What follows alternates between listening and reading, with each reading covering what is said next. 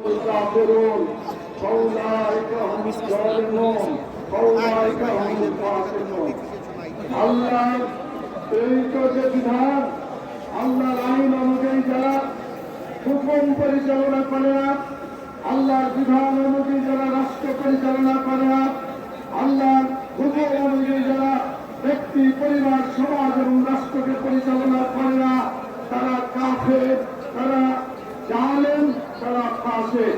আল্লাহ তাআলা তাদেরকে তিনটা নামে আখ্যায়িত করেছেন। কয়টা নামে আখ্যায়িত করেছেন? তিনটা।